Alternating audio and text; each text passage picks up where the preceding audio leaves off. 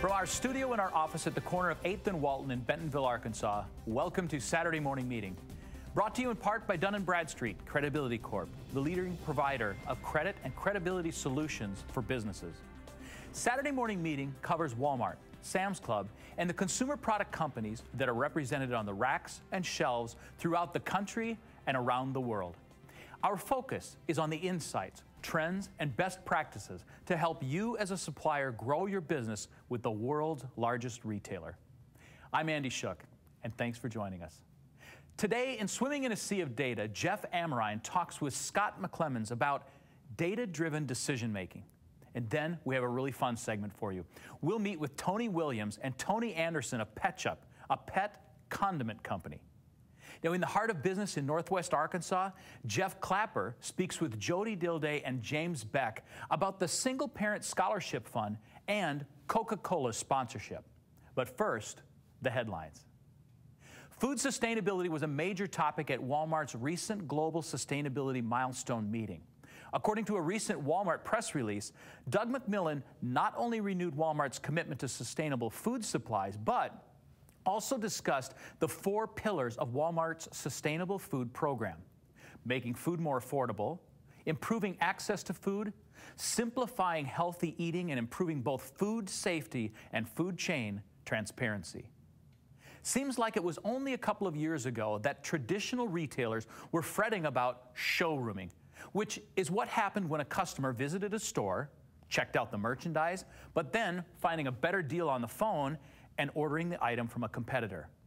Now, however, the game has changed.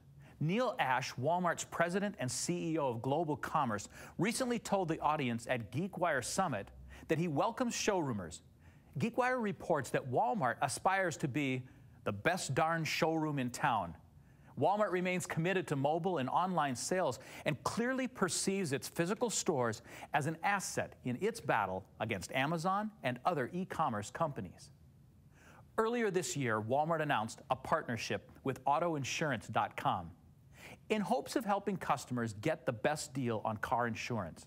Now, Walmart is entering the health insurance market.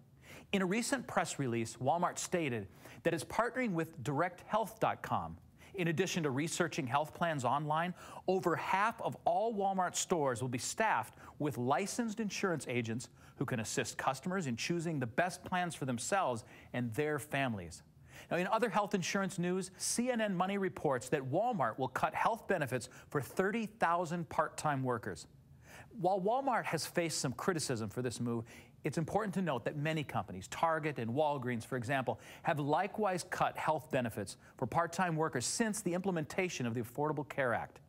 In doing so, employers can make it easier for workers to qualify for subsidies available to those who purchase their coverage directly through health care exchanges. Retailers who are nervous about holiday sales can breathe a little easier for now. The National Retail Federation recently announced that it predicts a 4.1% increase in holiday retail sales this year. Still, retailers need to be on their game. Matthew Shea, president and CEO of the NRF, notes that consumers are still wary about spending, so retailers will need to offer competitive pricing to encourage customer spending. This week, Jeff Amrine and Scott McClemens of Nehemiah Worldwide discussed decision-making with data. Scott offers an example of a time when a banking client needed a little help to swim through his data. This is a timely topic in light of Walmart's new Go Bank. Today I'm here with Scott McClemens, CEO and Chief Growth Strategist of Nehemiah Worldwide. Scott, thanks for coming in. Glad to have you on the show. My pleasure, Jeff. Thanks for having me. You bet, you bet. Tell us a little bit about your background, just to add some context, and what you're doing with Nehemiah. Sure. Well, my background is banking, so I've always been at the intersection of strategy, analytics, marketing, and execution. And that's basically what I'm doing now with my clients, using that background to help CEOs make the most of their best opportunities, to make informed decisions and take actions on them. You can think of me kind of as a strategic integrator. If you can think of 3 circles: strategy, insights, execution, I'm at the very intersection of those circles, helping my clients do great things. Helping them use data to make the right kind of decisions. Exactly. Perfect. I mean, right on target for what we like to talk about here. So again, it's really great to have you. So in thinking about some of that, how can good empirical data analysis unlock those hidden pockets of profitability within consumer packaged goods and retail? Okay, what are your thoughts on that? Let me just use an example, if I may. Absolutely. I had a large bank client with millions of customers and hundreds of branches. Mm-hmm. They weren't talking to each other. So in banking, 75% of your new sales each year come from your customers. We weren't reaching them. They weren't coming into the branches. The people in the branches weren't reaching out to the customers.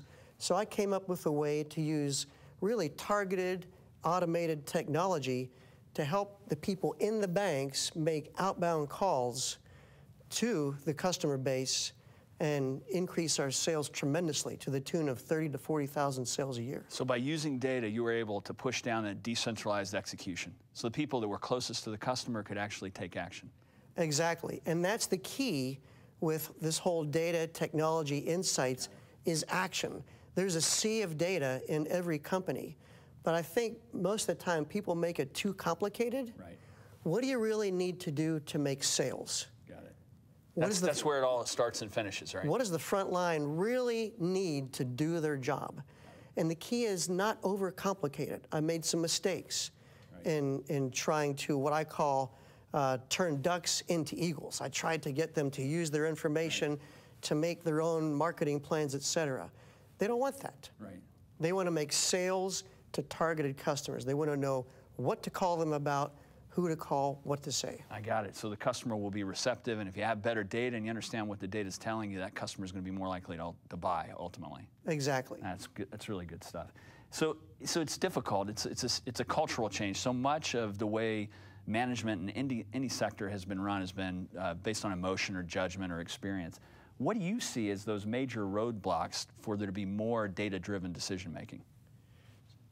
A major roadblock I see is the lack of talent that can really integrate everything. So you've got to have somebody really smart in your company who knows the company's business, who knows data and technology, who knows sales, marketing, finance, and that person has to almost think like a CIO, a CEO, and a CMO to bring that all together. And so I think the lack of talent in that area, the lack of integrators, is a real roadblock. Those boundary spanners that kind of get the big picture, but they have enough depth in a particular area to really be useful to the organization. Exactly. Got it. That's helpful. What role does corporate culture play? So much of this, I think it was Peter Drucker that said, "Culture eats strategy and wins every time." So in that instance, how do you overcome some of those cultural barriers? So Drucker's right. Culture does eat strategy, and I've had my strategy eaten by culture, and sometimes adversity fosters these new ideas. But I think a big stumbling block with culture is from the executive management down to the frontline employees. They've got their biases. They've got the way they do things. Right. And so they're walking past, over, through, under hidden profits every single day because they've got their cultural blinders on. They invented the processes, and so they need either a disruptor, like we talked about previously, sure, or a fresh set of eyes to come in and start questioning and challenging their assumptions. I got it. And consultants can do that for sure, but it's got to start with the senior leadership, as you said. So what can senior leaders, CEOs, senior decision makers within retail and consumer packaged goods do?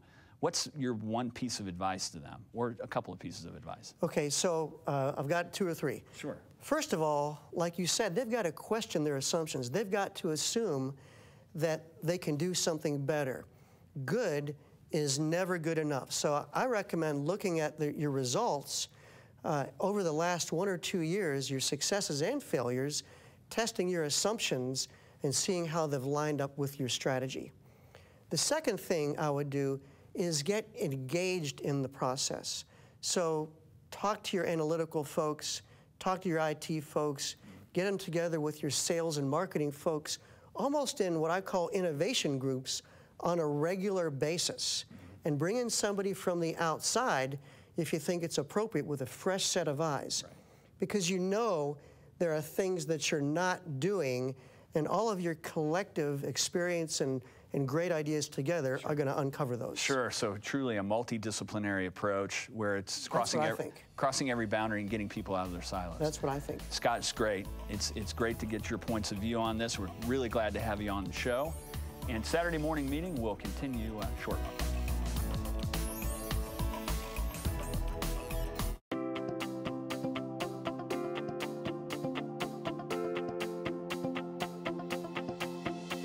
This is a great place, steps away from the world's largest retailer.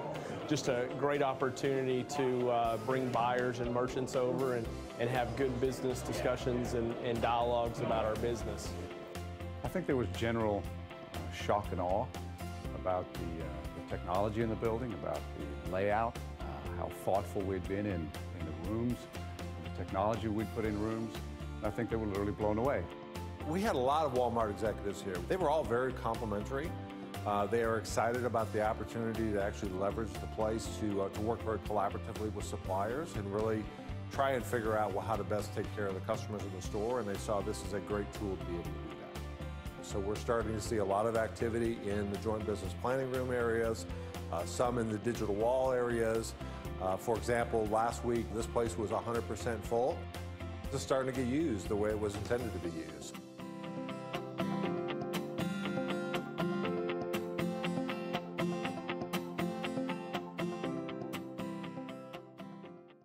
What else can you do to make sure your products make it to the shelf? Suppliers know that product flow is critical to having products on the shelf. That's why OSA is a key focus for Walmart and its suppliers. The 8th and Walton OSA course, presented in partnership with Crossmark, explains the importance of inventory levels and correct labeling, and teaches you how to use the tools that measure and improve OSA. Become a smarter supplier. Contact 8th and Walton today. Bentonville Plaza, across the street from the Walmart home office. The best office location offers proximity and services like no other business complex in the area. Call 479-200-1112 today.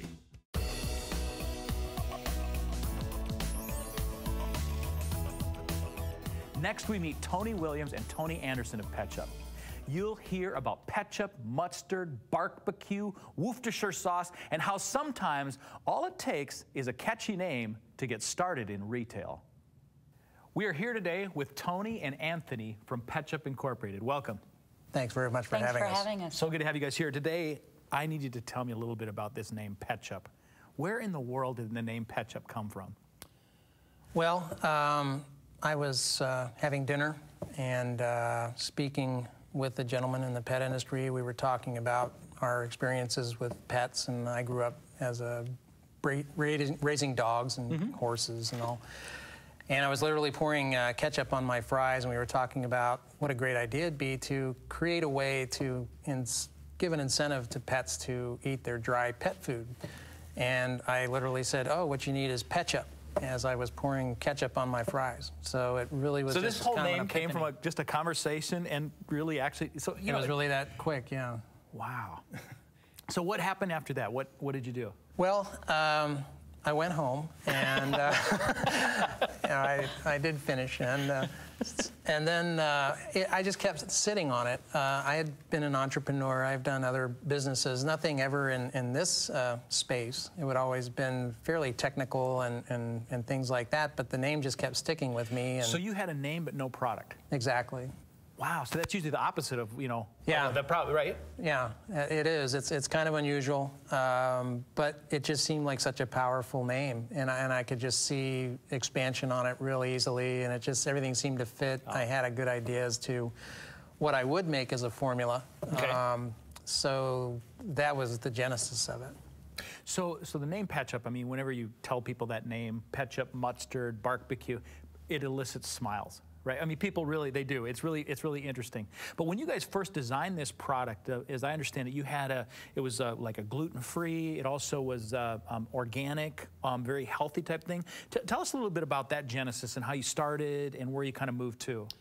Well, yeah, we started in a kitchen. You know, we're that quintessential in your garage type of operation, and the idea was to create a product that, you know, we developed the concept of condiments for pets. You know, because humanization of pets is really the largest trend. Exactly. So the idea was to create a condiment. You know, a flavor enhancer, and we used to put on our bottle back before we had the room, you know, what condiment stood for, and we really wanted to focus on a high nutrition, high level of bioavailability, which means it metabolizes faster, it goes into the system faster, and that was really the origin. You know, we wanted to have a funny name, and, you know, and the funny association people would recall. Ketchup and mustard are very, very, you know, synonymous with picnics and fun times and barbecues and things like that.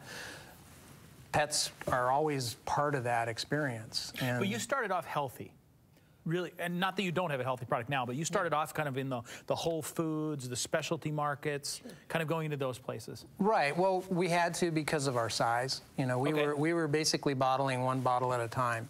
And literally. You were bottling one bottle at a time. And labeling one bottle at a time. That's it. Okay. And that is exactly how a lot of these small companies start off, right? It starts off in your home. You're putting stickers on things. You're screwing the tops on. Sure. Mom and pop, that type of thing. That's really kind of how you guys began. Right. Yeah. Exactly. And then you created a formula that actually took you more mainstream and introduced it to Walmart and some other retailers around the rest of the country. Right. Tell me a little bit about that transition, why you decided to go down that, and has it been successful? It has. You know what we found, because the basis of our ingredients are still the same. Okay. You know, we use ingredients that are generally sold to companies that make products for humans. And so you're saying we could actually eat You could eat that. We eat it all the time. Yeah. And then I go get my distemper shot, and I'm set to go. You're ready to go. Yeah, I mean, the ingredients are phenomenally strong and really good.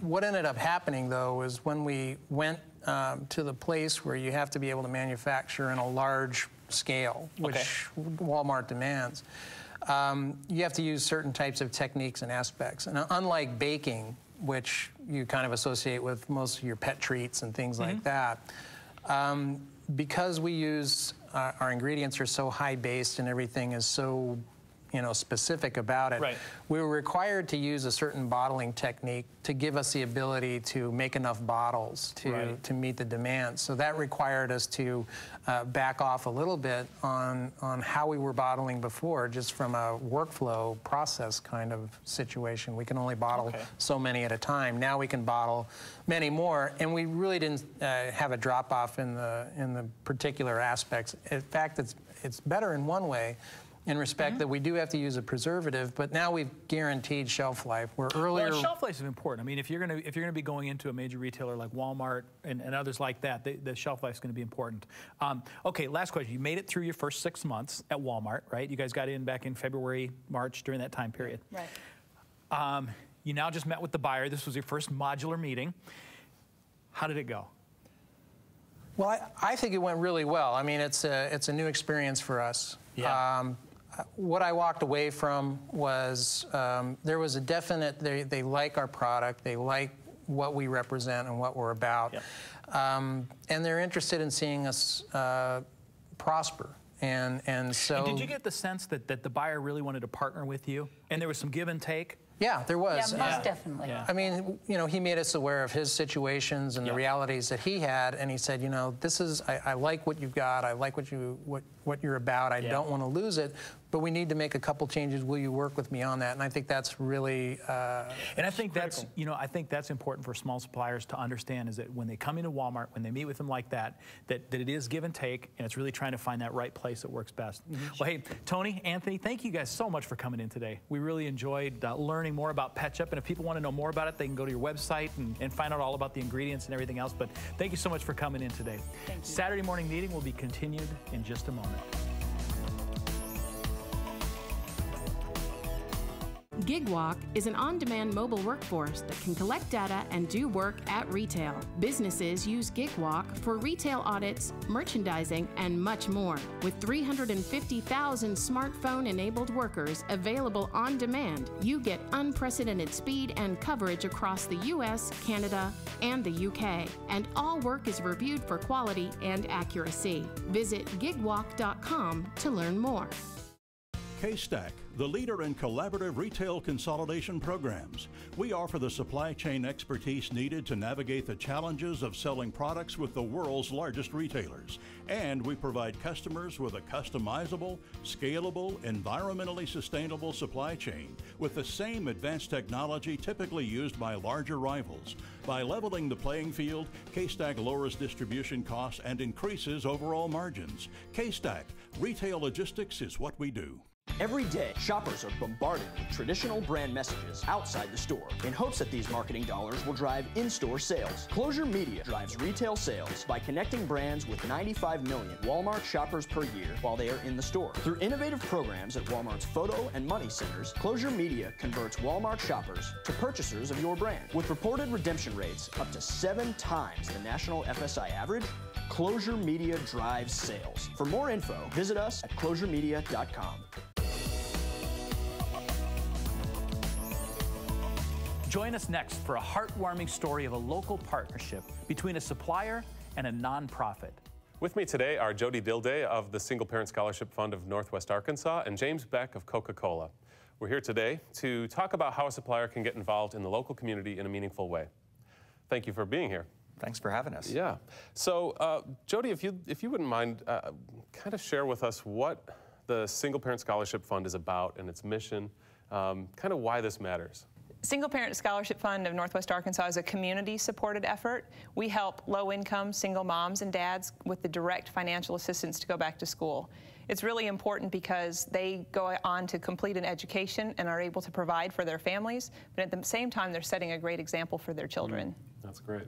And what would these parents do if your organization didn't exist? Well, I hate to even think about that, honestly.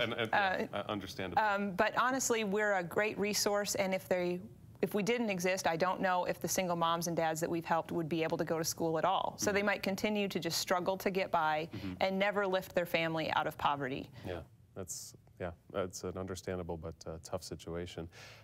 Do you have someone you've worked with recently that would kind of help put a story to what you're all up to? Yes. Really put you on the spot with that one. We serve about 150 families every year in Carroll, Madison, and Washington County. One of our recent graduates, she graduated a few years ago, she called us one day to say, I just have to share this exciting news with you. Because you invested in me, my daughter just received a $40,000 a year academic scholarship to go to the college of her dreams. Wow. And so because education was valued in their home and because this young girl saw her mom working so hard, she put herself to work as well and hit the books and studied very hard and was able to make that possible for herself. That's great. Yeah, and role modeling with parents especially is just, it's amazing. We have young kids and I just see them picking up things sometimes that I wish they wouldn't, but everything, right? So that's a great story. In fact, our office manager, a woman named Christy Hendricks, she's a rock star, and she is a former recipient of one of your scholarships. Her life really just a night and day difference between where she had been and where she is today. So I've seen firsthand the product of what you're doing, and it's great. Yeah, thank you. It's very rewarding. That's great.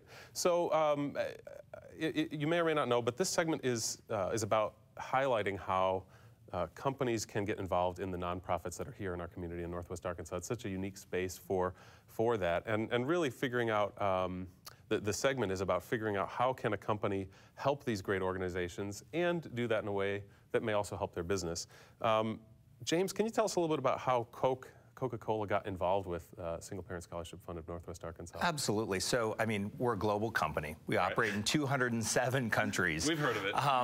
But being local is very important for us. And so, literally, it had to have been in 2005. I think, one of our associates got us involved. We started with just a cash donation. And over the years, we've, really grown our relationships from being involved in great events, hearing the types of stories. I mean, you can't go to one of their events and not hear one of these stories and just want to go out and make a difference. So it's good for our team, but for us it's critically important that we help the local communities where we operate, thrive, not just economically, but also socially and environmentally. So. Sure. And out of curiosity, what does the conversation look like for your team when you're making a decision about an investment like this? Because again, it's not simply financial. There's heart behind it. Right. And just kind of curious if you can kind of shed any light into that process. For us, it tends to be an easy sell. I mean, nationally, we've got a Coca-Cola Scholarship Foundation that awards probably 1,400 scholarships annually, close to $3.5 million. And for us locally, I'm sure a lot of suppliers have engagement results that they take every year. Our family, if you will, is always super supportive of one another. And I think one of the things that brings us together as a team and wants to support one another so much is we also get out and do things for the community. So it was an easy sell from a team perspective, and it's right aligned with our company's mission. That's great. And the relationship has changed over the years too, I think. It is. As James said, it started out with just a simple cash donation, which we love cash donations, by the way. Well, that's, I mean, if you're going to reward a scholarship, then you have to start there. Exactly. And so the team came out and attended Spark of Hope and probably had a little spark ignited in them as well and wanted to get involved. And there are ways for people to get involved. So one of James's team members is on our Community Leadership Council. So he'll come in at semester time and sit down with our applicants along with others from the community and hear their stories and hear about how they're doing academically and hear what their needs are and help us determine out of all of the applications we receive who will be awarded a scholarship next semester. That's great. Really, really brings it all to life. Yeah, that's cool. Are there ways that other suppliers can get involved, even smaller suppliers? Because there are 50 or 100 names we all know in the Walmart supplier community, and then there are thousands that would love to support that. Absolutely. We have a number of ways to get people involved. One is our PRO program. It stands for Professional Resource Opportunity. So if suppliers are, they've got business degrees or they're in accounting or they're in logistics, we've got students who are aspiring to enter those career fields. We'd like to match them up for just a very brief meeting so that, students learn a lot of theory in the classroom, and we want them to see what it's like in the real world. Practical. And certainly what's it like in Northwest Arkansas in this unique culture and in this business community. That's great. What a great way to do that. So quickly, I just want to touch on, I think you have an event coming up. It's a golf outing, and we have a lot of great golf opportunities in Northwest Arkansas. So share a little bit about what makes this one special and something people should be checking out. I can tell you it's a family fun event. One of my colleagues, Jim Conway, and his wife, Mary Joan, and their kids participated last year, and it's a lot of fun. And you've been involved in this before. I'm not a big, I'm a terrible golfer, frankly, so. Well, if you are better than a 2-year-old at golf, you'll probably do okay. So this golf tournament is unique. It's Northwest Arkansas's original mini golf tournament. So we don't create any golfing widows with this event. The whole family comes out. It's held at Gator Golf. Now, it's just like a real golf tournament. This is great. There is a shotgun start. There are hole-in-one contest prizes. We have a lunch catered between the flights, but it is mini golf. And so your 18 holes will be over and done in about an hour. That's fabulous. Golftoberfest, right? Golftoberfest. Okay, great. Thank you both for joining us this morning. Saturday morning meeting, we'll be right back. Bentonville Plaza, across the street from the Walmart home office. The best office location offers proximity and services like no other business complex in the area. Call 479-200-1112 today. 8th and Walton, the premier destination for Walmart supplier education. When and where you want to learn. Current, accurate, relevant, taught by suppliers for suppliers. 8th and Walton. Our thanks to all of today's guests. In the upcoming weeks, you'll meet Mike Malone, president of the Northwest Arkansas Council. He'll share what's to come for Northwest Arkansas. And October 25th, we're bringing you our second special. It's on Omni-Channel, and you won't want to miss it. But if you ever do miss Saturday night's show, episodes are always available on 8thandwalton.com. As always, we appreciate your taking the time to join us. If you have questions or comments, we would love to hear from you. I'm Andy Shook, and from all of us at Saturday Morning Meeting, thanks for watching. Our guests enjoy staying at 21C Museum Hotel and hosting dinners, meetings, and product launches there.